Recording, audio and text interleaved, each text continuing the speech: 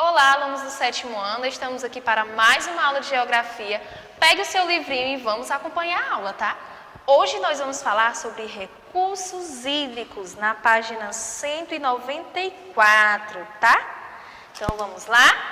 Regiões hidrográficas, tá? Então quando falamos aí sobre região hidrográfica, nós já sabemos que é uma determinada parte do território brasileiro, tá bom? Vou dar só uma aumentadinha aqui para ficar melhor para vocês visualizarem.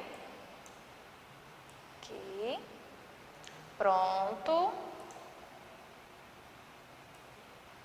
Então, gente, como falei para vocês, quando falamos em região hidrográfica, sabemos que é uma determinada parte do território brasileiro, tá? E essa bacia vai ser denominada por rio, ou seja, todas as águas daquela região, de uma forma ou de outra, elas tendem a abastecer um rio principal, que geralmente é o rio que vai dar nome à bacia, né?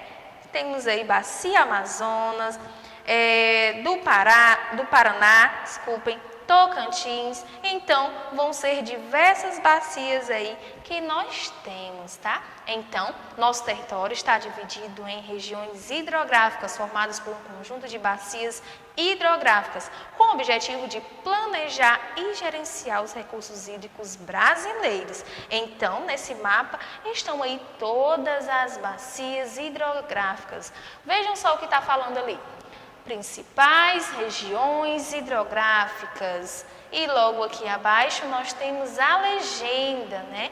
Onde mostram aí, né? Todas essas bacias. E daí nós temos a bacia amazônica, né? Que é toda essa parte aí do norte do país que nós temos. Olha só. Aqui nós temos... Tem aí na sua legendinha também, indicando onde está cada bacia, não é isso? E nós temos essa amazônica, que vai ser a primeira que nós vamos falar, que é toda essa parte verde aí no norte do país, tá? Então, a bacia amazônica, como sabemos, ela não é exclusivamente uma bacia inteiramente, né, do Brasil, né? Somente do Brasil, somente brasileiro. Ela é uma bacia que vai estar ocupando aí mais 7 países ao redor. Certo? Então, é uma área gigantesca que transforma isso no quê, gente? Na maior bacia hidrográfica do planeta. Então, quando perguntarem a vocês qual é a maior bacia hidrográfica do planeta, é a bacia amazônica, certo? Então, não existe, no entanto, né, nenhum canto no mundo que tenhamos aí tanta água, né, arrumando apenas e exclusivamente para um rio, que é o rio Amazonas, tá? Parte significativa dessa bacia hidrográfica se encontra em planície, tá bom? E ela é muito navegável, certo? E é possível também, né, em algumas regiões, é possível que tenhamos também aí a produção de energia elétrica, tá certo?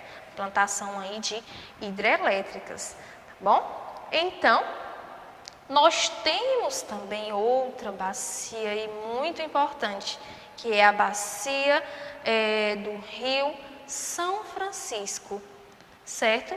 Então, essa bacia aí do Rio São Francisco, né, que aparece aí na região norte de Minas Gerais e deságua aí no oceano, tá? É uma bacia muito importante, ela produz também energia, tem, né, hidrelétricas importantes aí, como é o caso da hidrelétrica aí que existe, né, de Sobradinho, né, e parte dela aí é navegável, tá certo? Então, existe uma parte aí dessa região que é conhecida como Vale do São Francisco, tá? Que ela vai aí cortar a região do sertão semiárido brasileiro, né, que é onde sabemos que muitas famílias, né, se beneficiam com a utilização dessas águas aí do Rio São Francisco. Então, podemos observar aqui, né, é a parte que nós temos da bacia hidrográfica do Rio São Francisco, essa parte aí mais verde escuro, né?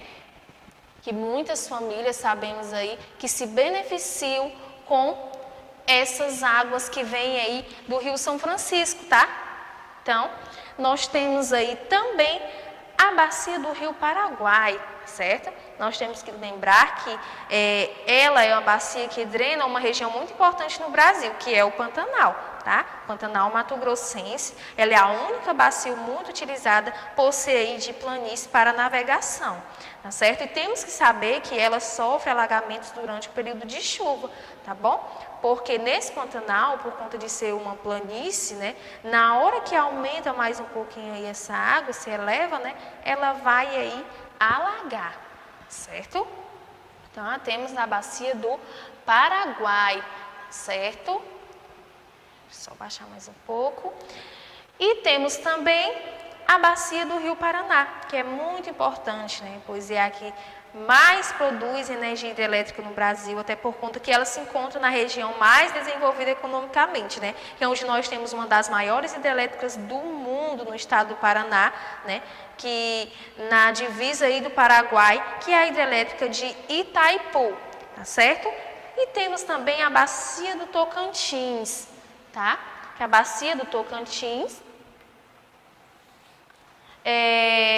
que é esse tom aí mais amarelado que nós vemos aí, certo? É uma bacia que nasce no centro-oeste do Brasil e vai até o Atlântico, tá? Que é onde ela vai desaguar, certo?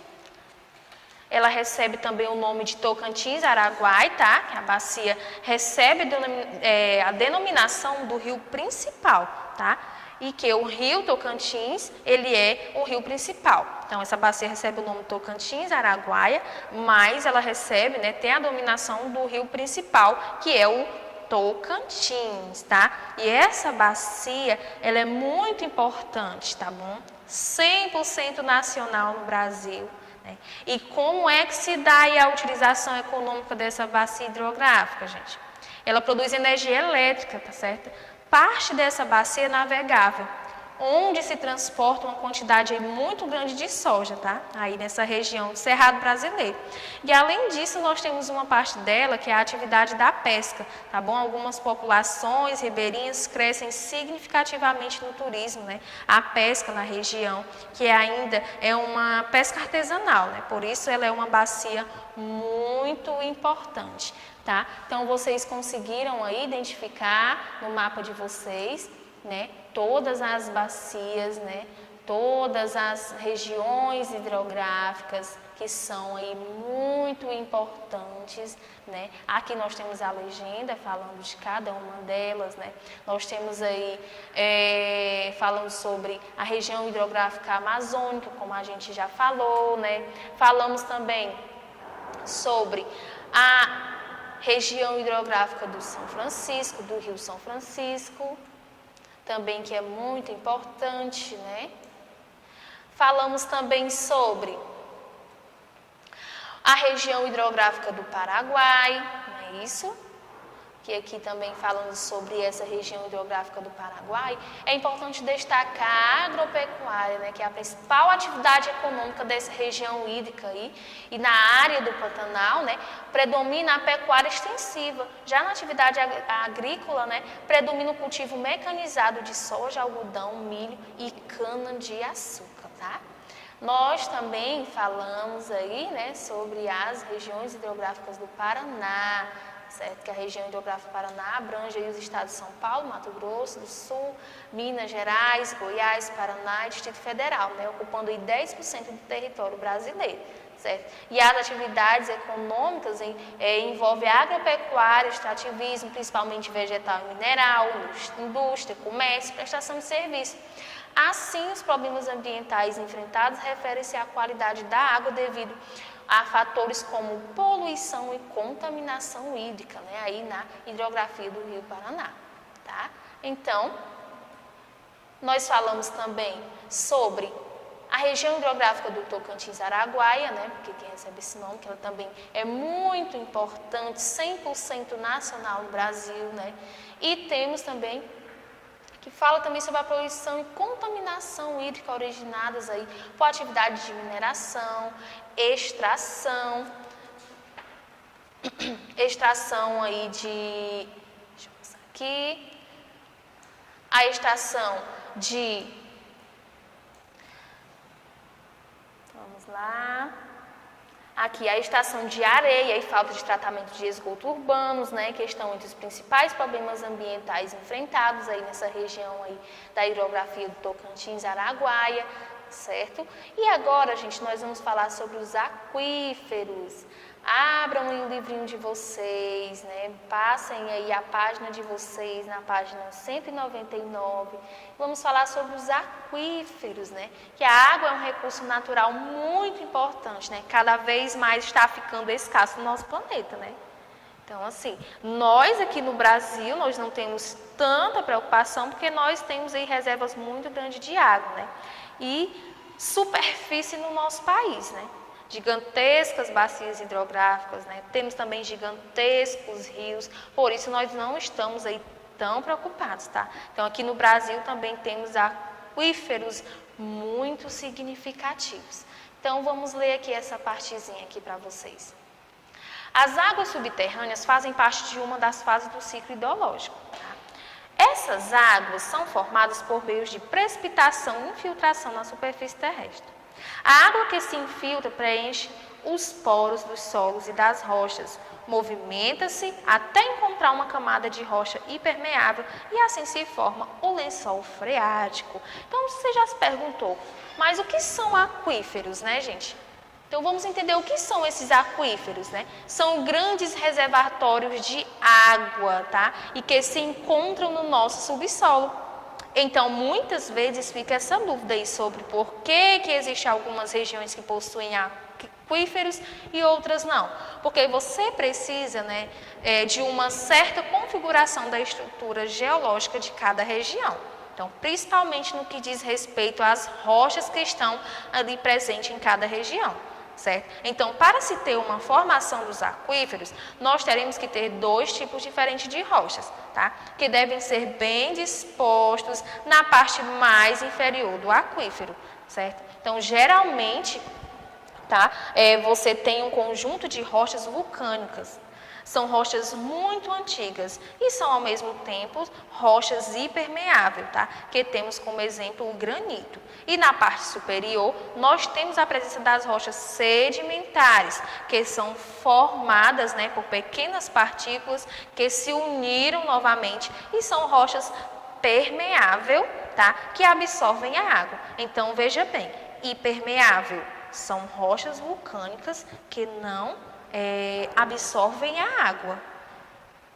E a permeável, que é as rochas sedimentares, elas absorvem a água.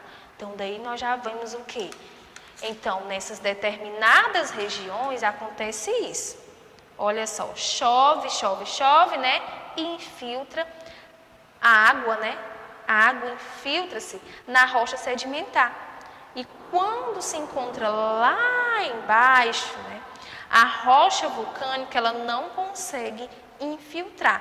E daí começa a subir o nível freático e começa a se acumular, né, que é onde nós temos a presença desses grandes reservatórios nos subsolos, que são conhecidos como aquíferos. Né? Então, na região que só se encontram rochas que são impermeáveis, elas não vão absorver essa água, mas onde se encontram, né, as duas, por exemplo, temos a sedimentar, que é permeável, né, e a rocha impermeável, que é as rochas vulcânicas, a permeável vai absorver essa água e a impermeável vai deixar ela ali, não consegue filtrar e ela fica ali naquele nível freático, tá certo? Vai se acumulando aí. Nós temos a presença aí desses grandes aquíferos, tá certo? Então é isso que eu queria que vocês entendessem, tá?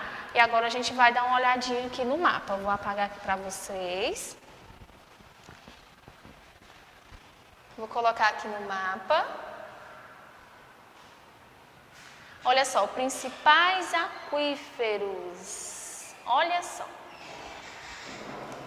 Nós temos aqui as rochas que armazenam a água que se infiltra, são classificáveis como permeáveis.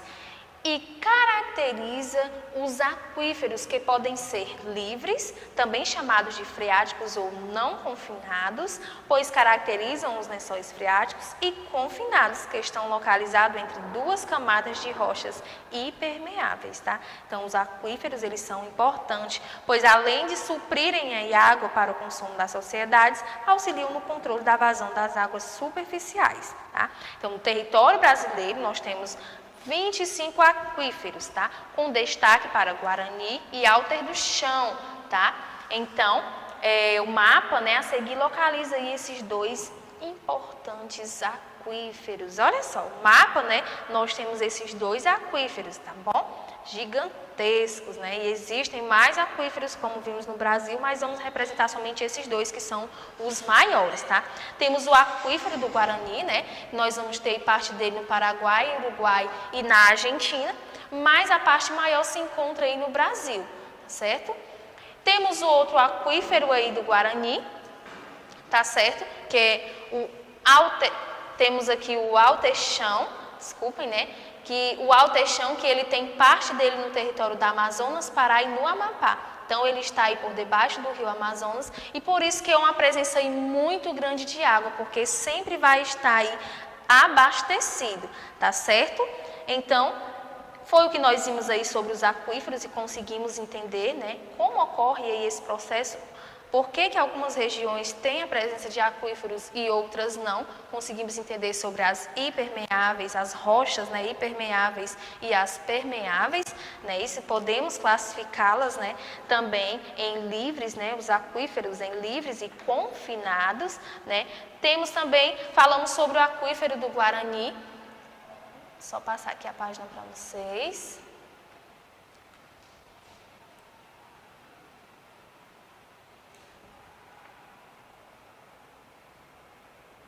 Que é considerado, como eu falei para vocês, uma das maiores reservas mundiais subterrâneas, né, isso, que abrange territórios de países como o Brasil, com 70% da sua área, tá certo? Falamos também sobre o aquífero Alter do Chão, que está localizado aí na região norte, sobre a parte da bacia hidrográfica do rio Amazonas, abrangendo o Amazonas, né, Amapá e Pará, como eu falei para vocês, está abaixo aí do rio do Amazonas, por isso está sempre abastecido, tá certo? Dizem, né, não se foi provado ainda, que esse aquífero Alter do Chão, ele é maior do que o aquífero do Guarani, mas precisamente nós não sabemos ainda se isso é verídico, tá? E vamos falar sobre a transposição do rio São Francisco, que está aí na página de vocês, 201. Abram aí na transposição do rio São Francisco. Um dos projetos hídricos mais polêmicos e importantes é o da transposição do rio São Francisco. O projeto consiste na transferência da água para 390 municípios localizados na área de semiáridos, do semiárido nordestino do estado do Pernambuco, Paraíba, Ceará e Rio Grande do Norte. Observe o mapa ao lado. E aí, nós vamos entender um pouco aí sobre essa transposição aí de suas águas, tá? Observe no mapa de vocês também. Esse mapa mostra aí uma parte aí da região do Nordeste, né? Que é onde percebemos a presença de um rio, que é o rio São Francisco, tá? Que é um dos mais importantes cursos de água do Brasil, tá? E é considerado um rio de integração nacional, e sua importância ultrapassa o abastecimento da água principal no Nordeste do Brasil, pois possui valor econômico, social e cultural para o país por muitas famílias, né, que necessitam aí dela para sobreviver.